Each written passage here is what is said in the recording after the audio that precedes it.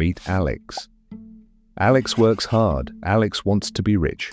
So, Alex buys things that look rich. A nice watch, a fast car, a new phone every single year. People notice. They nod. They say, nice. But here's the part Alex can't see yet. Wealth is the money you keep, not the money you show. Then one day, Alex hears that line, and it hits. Alex looks at the stuff, then at the savings, and thinks about growing up. What money felt like at home. The prices back then, the scares, the wins, the goal flips. It's no longer look rich. It's be free.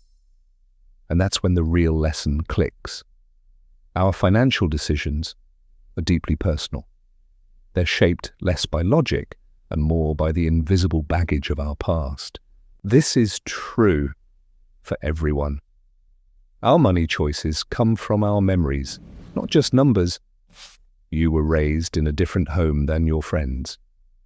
You lived through different prices, different jobs, different scares. So risk feels different in your body than it does in mine. That's why copying a stranger's perfect portfolio often fails. It simply wasn't built for your nerves or your life. No one is crazy. We just have different experiences. So, here's how to make that first step real. Instead of copying some perfect internet plan, shape a plan around your feelings and your life. If high risk makes you quit, then it's not your plan, no matter what the chart says. Think of it as choosing shoes that fit your feet, not your friends. When the fit is right, you'll keep walking. Now, let's talk about luck and risk. Two people can work the same and end up far apart. One catches a lucky break, one gets hit by bad timing. We can't control every coin flip in life, but we can control this. We can make sure we survive the flips. That is called room for error. Room for error is a cushion. It is a little extra cash. It is a little less debt. It is not being all in on one job, one stock, or one trend. It is the space that lets you breathe when something goes wrong. It keeps you from panic. It keeps you from quitting at the worst possible time. Think of it as your shock absorber. Make your base a broad index fund, a big basket of hundreds of companies. When you buy one share of the basket, you own a tiny slice of all of them. If one company stumbles, the others keep you steady. It's like carrying a fruit basket instead of one single apple.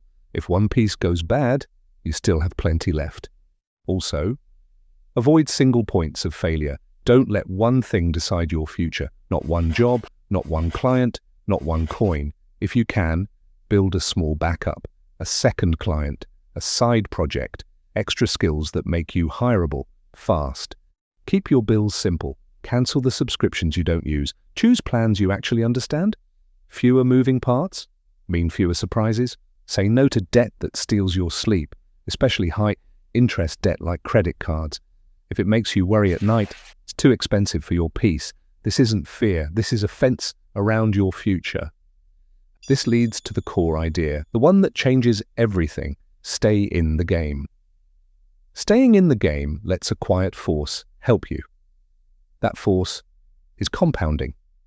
Compounding is money that earns money, which then earns more money. At first, it feels slow, it feels boring. Then one day, it feels fast. It looks like nothing. And then, boom, most of the growth comes late, not early. And that's why quitting early hurts so much. You miss the part where the curve wakes up. How do you work with compounding? Stay invested through the dull months. Diversify so you can actually catch the few big winners and judge your plan by years, not days. Expect many small meh results and a few big hits that do most of the work. Don't you dare yank the plug before those hits arrive. Think of a garden. Most seeds look quiet for a very long time. Pull them up too soon, and you never see the fruit. Let's bring this back to Alex. Before Alex chased hot tips, tried to time the market. Every scary headline led to a new plan. It was exhausting and expensive. Now, Alex rebuilds from the ground up, each move supporting the next. First, Alex defines enough.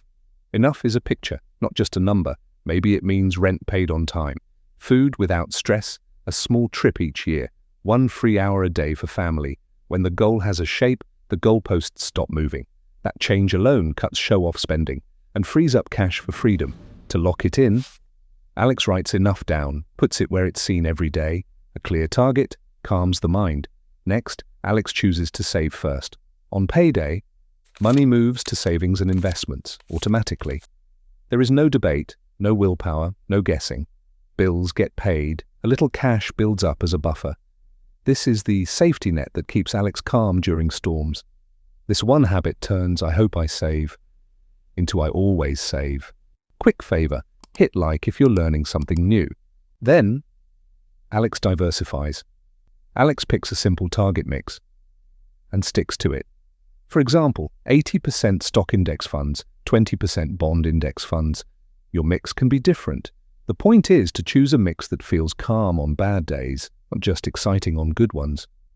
Once a year, Alex checks the mix and nudges it back to the target. No drama. Next, Alex stops watching prices every hour.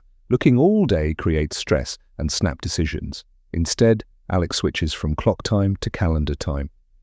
Monthly check-ins for bills and savings, a once or twice a year review for investments. With that change, life gets more attention than the ticker. Work, family, health, sleep come first. The plan runs quietly in the background, and compounding does its job. Alex also writes rules for bad days. Rules like, I do not sell out of fear. I do not change my plan on a headline. I sleep on big decisions. These rules are a safety rail. When emotions spike, the rules do the thinking. The plan stays intact, and compounding keeps working. As months pass, something new appears. It's quiet. It's calm. It looks like a free afternoon. It sounds like no to things that waste time. It feels like choosing work you care about, not work you fear losing. That feeling has a name. Optionality. More savings create more options. More options create less panic.